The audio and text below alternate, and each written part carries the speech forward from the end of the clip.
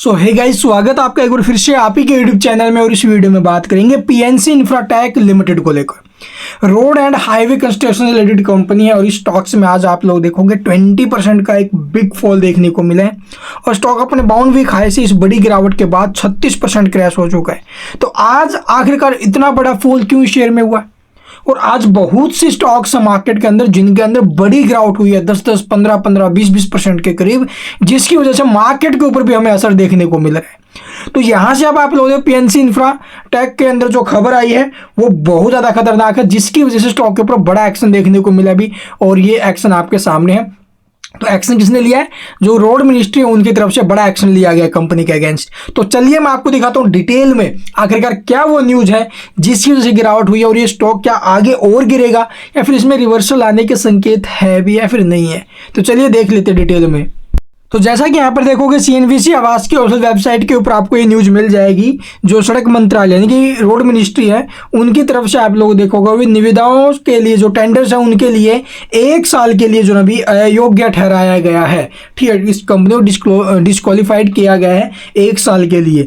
और इसके पीछे का रीजन क्या है? अभी पीएनसी इंफ्राटेक के शेयर में जिसकी वजह से 20% की गिरावट आई है। तो इसके अलावा पीएनसी ने क्या बोला है? पीएनसी ने बोला, कंपनी ने बताया कि चल रहे विकास, निर्माण और जो O&M गतिविधियां हैं उन पर कोई प्रभाव नहीं पड़ेगा। यानी कि अभी के टाइम जो चल रही है, रनिंग में जो प्रोजेक्ट्स चल रहे हैं उनके ऊपर कोई जो है इम्पैक्ट नहीं आने वाला है। बट आगे के लिए जो टेंडर निकल रहे हैं वहां पर पार्टिसिपेट ये कंपनी नहीं कर सकती 1 साल के लिए। तो ऐसा क्यों किया गया भाई? क्यों इसको जो है अभी रोका गया है आगे के लिए? आगे कंपनी के पास ऑर्डर नहीं आएंगे तो भी आगे तो उसका इम्पैक्ट पड़ेगा। 1 साल थोड़ा भी नहीं होता है। इस बीच कोई हो जाता है इनका समाधान तो एक अलग बात रहेगी भी। तो कंपनी ने एक्सचेंज फाइलिंग में कहा कि उसे 18 अक्टूबर 2024 से जो शुरू होने वाली 1 साल की अवधि के लिए टेंडर प्रक्रिया में भाग लेने से रोक दिया गया भाई। ठीक है, इसके अलावा पीएनसी इंफ्राटेक और इसकी सहायक कंपनियों पीएनसी जो खजुराहो हाईवे प्राइवेट लिमिटेड और PNC Bundelkhand highway private limited को इस साल जून और जो अगस्त में सीबीआई द्वारा दर्ज एफआईआर और चार्जशीट के संबंध में व्यक्तिगत सुनवाई के लिए 18 अक्टूबर को मंत्रालय के सामने पेश होने के लिए कहा गया था भाई। और कंपनी ने उल्लेख किया कि चल रहे विकास, निर्माण और जो O&M गतिविधियों पर कोई प्रभाव नहीं होने वाला है और अन्य गतिविधियों पर प्रभाव का मूल्यांकन किया जाएगा भी। और कहाँ पर क्या प्रभाव पड़ सकते हैं उसका मूल्यांकन किया जाएगा और सूचित भी किया जाएगा पब्लिक को।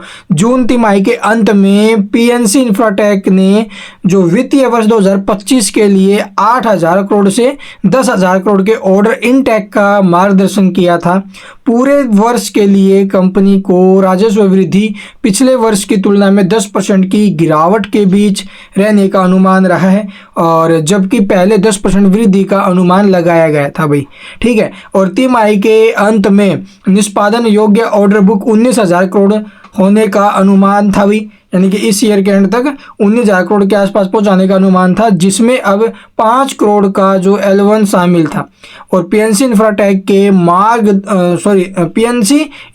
के लाभ को खो दिया है और वर्तमान में वर्ष जो ईयर ऑन ईयर बेसिस पर केवल 7% की वृद्धि हुई है। तो ये यहाँ पर आप लोग देखोगे भी इसके अगेंस्ट जो है वो एक्शन लिया गया, जिसकी वजह से आप लोग देखोगे यहाँ पर हमें ये माहौल गड़बड़ाते हुए नजर आया है इस कंपनी के अंदर।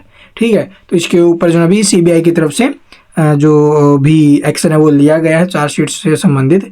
तो उसी के कारण आप लोग देखोगे थोड़ा सा इसके ऊपर एक्शन आए और आगे जो कोई भी खबरें आएंगे इसके रिगार्डिंग वो आपके साथ जरूर साझा करेंगे भाई। तो चलिए एक बार देख लेते हैं इसका चार्ट। तो यहाँ पर देखोगे स्टॉक वैसे एक स्ट्रॉन्ग अप ट्रेंड के अंदर था। अभी काफ़ी टाइम से स्टॉक में अच्छी तेजी बन रही थी, लेकिन आज जो ये खबर आई है इस खबर के बाद स्टॉक में एक बिग फॉल बना है भाई। ठीक है, तो यहाँ से अगर ये स्टॉक और नीचे आता है तो इसका जो सपोर्ट हमें देखने को मिल सकता है भाई वो 315 के आसपास का रहेगा और हो सकता है कि स्टॉक यहाँ से और टूट जाए। तो अभी टाइम 315 के आसपास का सपोर्ट आई थिंक यहाँ पर ले सकता है ये, और बाकी कुछ कह भी नहीं सकते भाई।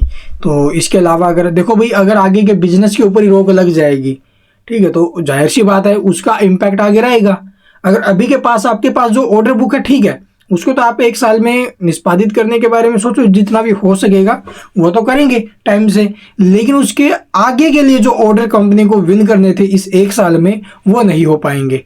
ठीक है, क्योंकि टेंडर्स पर तो रोक लगा दी है, नहीं कर सकती हैं ये। तो इसीलिए आप लोग देखोगे आगे चलकर, अभी तो नहीं, आगे चलकर जो ना भी इसके रिवेन्यू ग्रोथ है, ठीक है, प्रॉफिट वगैरह उन सब के ऊपर इम्पैक्ट आएगा। और इसी कारण जो ना भी यहाँ पर आज हमें इतना बड़ा सेलिंग प्रेशर स्टॉक के ऊपर देखने को मिला है कि ये शेयर 20% डाउन चला गया है। तो हो सकता है कि और गिरावट बन जाए इसके अंदर, कुछ भी नहीं कह सकते। और अगर यहाँ पर कंपनी अगर सेटलमेंट कर लेती है कुछ, तो एक अलग बात होगी, फिर वहाँ से रिवर्सल भी बनने के चांस रहेंगे। नहीं कि पूरा का पूरा जो निचोड़ रहेगा वो खबरों के ऊपर रहेगा, खबरें क्या निकल कर आती है आगे। ठीक है, and thank you for watching the video.